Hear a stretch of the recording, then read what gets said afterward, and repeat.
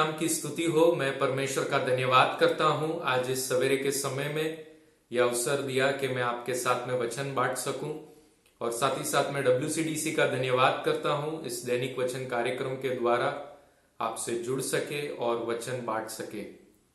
आइए आज सवेरे के समय में हम वचन में से देखेंगे, और मैं आपका ध्यान ले चलना चाहता हूं दूसरे शमूएल का पुस्तक और उसका 18 अध्याय और 5वें वचन से।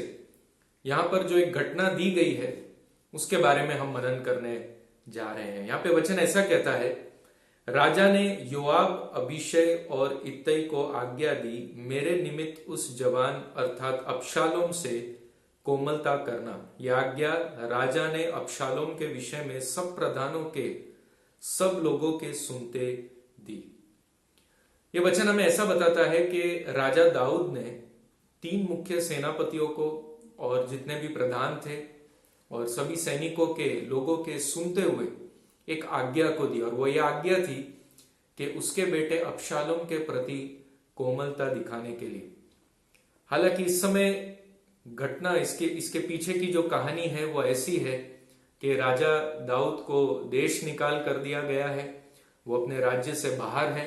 उसके बेटे ने जो है राज्य को हड़प लिया है, अबशालोम नया राजा बन गया है। लेकिन अबशालोम के लोगों और दाऊद के लोगों के बीच में एक लड़ाई होने जा रही है।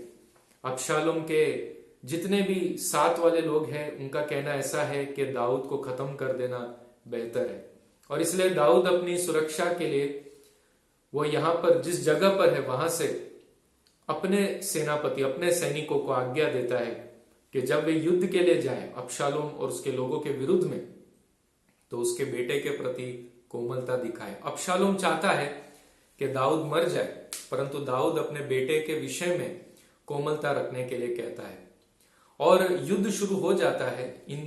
इन लोगों के बीच में युद्ध चलता है। दाऊद इस लड़ाई में यहां पर इस युद्ध भूमि में नहीं है, परंतु उसके लोग और अबशालोम के लोग लड़ाई करते हैं। हम यहां पर ऐसा देखते हैं आगे के वचन 9वें वचन से, संयोग से अबशालोम और दाऊद के जनों की भेंट हो गई। अबशालोम एक खच्चर पर चढ़ा हुआ जा रहा था कि खच्चर एक बड़े बांज वृक्ष की घनी डालियों के नीचे से गया, और उसका सिर उस बांज वृक्ष में अटक गया और वह अधर में लटक गया, और उसका खच्चर निकल गया। इसको देखकर किसी मनुष्य ने योआब को बताया, मैंने अबशालोम को बांज वृक्ष में टंगा हुआ देखा।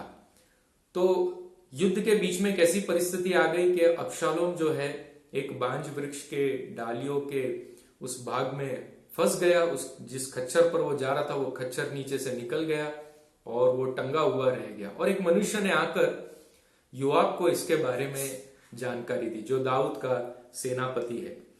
और वचन आगे कहता है 11वें वचन से, योआब ने बताने वाले से कहा, तूने यह देखा, फिर क्यों उसे वहीं मार के भूमि पर न गिरा दिया? तब मैं तुझे 10 टुकड़े चांदी और 1 कटी बंद देता। तो योआब इस मनुष्य से कहता है कि जब तुमने इसे देखा तो तुम्हें अबशालोम को मार डालना चाहिए था, और इसके बदले में तुम्हें 10 चांदी के टुकड़े और 1 कटी बंद मिल जाता है। एक आर्मी का जो ऑनर वाला मेडल है वो योआब इस व्यक्ति को देता है। ये जो कीमत यहां पर बताई गई है 10 चांदी के टुकड़े और 1 कटी बंद, वो बहुत ही बड़ी कीमत है, बहुत ही मूल्यवान चीज है, और बहुत ही मूल्यवान एक पुरस्कार है जो योआब इस मनुष्य को देने के बारे में कहता है। लेकिन ये मनुष्य उसके सामने जवाब देता है। उस मनुष्य ने योआब से कहा, चाहे मेरे हाथ में 1000 टुकड़े चांदी तौल कर दिए जाए तो भी राजकुमार के विरुद्ध हाथ न बढ़ाऊंगा, क्योंकि हम लोगों के सुनते राजा ने तुझे और अबीशै और इत्तै को यह आज्ञा दी, तुम में से कोई क्यों ना हो उस जवान अर्थात अबशालोम को न छुए। यदि मैं धोखा देकर उसका प्राण लेता तो तू आप मेरा विरोधी हो जाता, क्योंकि राजा से कोई बात छिपी नहीं रहती। मैं आपका ध्यान इस बात पर ले जाना चाहता हूं, इस जवान का कहना यह है कि 1000 टुकड़े चांदी भी क्यों ना मिल जाए, परंतु वो काम ना करेगा जिसके विषय में योआब उसे कह रहा है, क्योंकि उसका कहना ऐसा है कि उसने खुद ये बात सुनी है जो राजा ने आज्ञा दी थी योआब और अन्य 2 प्रधानों को, और इसलिए वो ऐसा कुछ कदम नहीं उठाना चाहता जो राजा के विरुद्ध में है। और यदि वो ऐसा कुछ कर भी देता और शायद उस बांज वृक्ष के पास में किसी और को पता भी नहीं चलता कि इस मनुष्य ने क्या किया है, और ये मनुष्य सिर्फ खबर पहुंचा देता कि अबशालोम मर गया है, तो भी ये व्यक्ति ऐसा कहता है कि राजा से कोई भी बात छिपी नहीं रहती, और खुद योआब भी इसका विरोधी हो जाता अगर ये धोखे से भी इस काम को करने की कोशिश करता। ये वचन, इस भाग को पढ़ते हुए, इस जवान के समर्पण को देखते हुए आज हम ये प्रेरणा प्राप्त करें कि इन अंतिम दिनों में कि प्रभु यीशु ने अपने इस लिखित वचन के अंदर हमसे क्या कहा है, और उसका पवित्र आत्मा जब हमसे बात करता है, हमारे अंदर वास करता है, हमसे बातचीत करता है, उसकी आत्मा हमें यह एहसास कराती है कि जो लिखित वचन है और उसके अंदर क्या कहा गया है, और उसका आज्ञा मानना, उस आदेश के अधीन में रहना।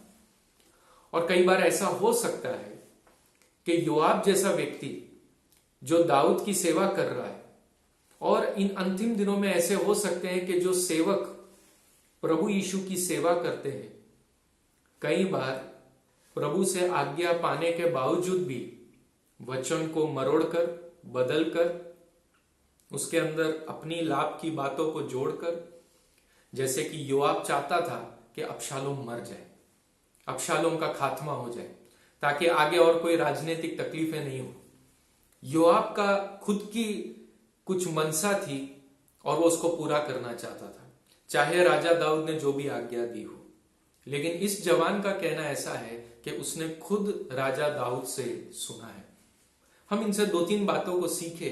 इन अंतिम दिनों में हमारा व्यक्तिगत संबंध प्रभु यीशु के साथ, उसके वचनों के साथ, हमारा खुद का पढ़ना, मनन करना, पवित्र आत्मा के साथ का हमारा व्यक्तिगत व्यवहार, इन सब में हम मजबूत रहे, बढ़ते जाए, और हम कलीसिया में भी जाए, सेवकों के भी अधीन में रहे। जो वचन हमें सिखाए जाते हैं कलीसिया के अंदर, जहां से हम प्राप्त करते हैं, उन बातों को पाए। लेकिन हम इस बात की भी जांच करें, जैसे प्रेरितों के पुस्तक में हम देखते हैं कि पौलुस जब बीरिया के नगर में वचन बांट रहा था, और बीरिया के लोगों ने उसको वचन में जांच कर देखा, बाइबल के अंदर जांच कर देखा कि जो वचन कहा जा रहा है वो क्या उसी प्रकार दिया गया है, और वे वचन में, आत्मा में आनंद के साथ बढ़ते गए। इसी प्रकार हमारा भी व्यवहार रहे।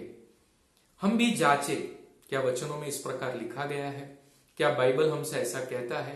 क्या मेरे व्यक्तिगत व्यवहार में प्रभु यीशु से, पवित्र आत्मा के साथ जो मैंने पाया, वो वही वचन है जो सिखाया जा रहा है? इन अंतिम दिनों में हमें बहुत ध्यान रखना जरूरी है। कहीं ऐसा ना हो कि कोई भी सेवक अपने फायदे के लिए वचन को मरोड़कर आपके प्रति कुछ भी बातों को रख दे, और आप उसे इसी प्रकार स्वीकार कर कुछ ऐसा कदम उठा ले जिसके कारण आप ही विरोध में आ जाए। एक कटीबंद और 10 टुकड़े चांदी के लिए ये जवान अपने उस चरित्र को, अपने उस पोजीशन को, पद को वो खोना नहीं चाहता है। राजा के सामने उसका पहचान बिगड़ नहीं जाए, इसलिए वो इस प्रकार कहता है, चाहे 1000 टुकड़े चांदी भी क्यों ना मिल जाए, लेकिन मैं वचन में स्थिर खड़ा रहूंगा जो प्रभु से मैंने पाया। आज हम ये बात को समझे, हमारा व्यक्तिगत वचनों को जानना, पवित्र आत्मा के साथ जुड़े रहना बहुत जरूरी। अंतिम दिनों में ऐसे कई लोग मिलेंगे जो वचनों को नहीं जानते, जिनके पास समय नहीं है, व्यस्त है, जो खुद वचन नहीं पढ़ेंगे, जो पवित्र आत्मा के साथ संबंध नहीं रखेंगे, और उनको बस चमत्कार, चंगाई, फायदे और कुछ वचन जो मरोड़कर खुद के फायदे के लिए, जैसे कि योआब इस व्यक्ति को बोलता है, तेरे फायदे के लिए मैं तुझे कुछ काम बता रहा हूं। और अंतिम दिनों में ऐसे लोग मिलेंगे जो सेवक के कहने के अनुसार, पास्टर के कहने के अनुसार और मरोड़े वचन के अनुसार वे भटक जाएंगे। लेकिन आप और मैं इन अंतिम दिनों में हमारे सेवक का आदर जरूर करें, लेकिन साथ ही साथ हमारा प्राथमिकता, हमारा जो मुख्य संबंध है प्रभु यीशु और उसके वचनों के साथ रहे। इन अंतिम दिनों में अंत तक विश्वास में बने रहना, धीरज धरे रहना जरूरी है, वरना कई लोग उद्धार के रास्ते से भटक जाएंगे। इन वचनों के द्वारा प्रभु आपको आशीषित करे दृढ़ करे और आगे के समयों के लिए तैयार करे। आइए हम एक प्रार्थना करें। स्वर्ग पिता परमेश्वर, हम आपका धन्यवाद करते हैं इन वचनों के द्वारा जो बातों को आपने हमें प्रकट कर दिया, इसलिए धन्यवाद। अंतिम दिनों के लिए हम तैयारी कर सके, ऐसी कृपा दे। हमारा खुद वचनों का पढ़ना और पवित्र आत्मा के अधीन में रहना और हमारे सेवकों का आदर करते हुए आपके वचनों को हम सुनते रहे, परंतु हमारे अंदर एक जांचने की एक कृपा भी हो कि हम जांच सके जो बातों को हमने आपसे पाया है और जो हमने वचनों में पढ़ा है वही बातों को हम सीख रहे हैं। इन अंतिम दिनों में हम भटक नहीं जाए, हम गलत मार्ग में ना चले जाए, झूठे शिक्षणों, झूठे भविष्यवाणी, झूठे उपदेशों में न खो जाए, परंतु हम वचन में स्थिर रहे, आपके विश्वास में स्थिर रहे, ताकि अंत में आपके सिंहासन के सामने हम खड़े रहने के योग्य हो। हम धन्यवाद करते हैं जिन लोगों का जन्मदिन, विवाह का सालगिरह आज के दिन में है, उन्हें आप आशीषित करें। आने वाला नया वर्ष उनके लिए अनुग्रहित हो। और हम प्रार्थना करते हैं हमारे देश के लिए, हमारे देश को आप आशीषित करें और आपके नाम की महिमा प्रकट होने पाए। ये प्रार्थना सुनने के लिए धन्यवाद, हमारे प्रभु यीशु के नाम से, आमीन आमीन। प्रभु आप सबको आशीषित करे। सभी को जय मसीह की।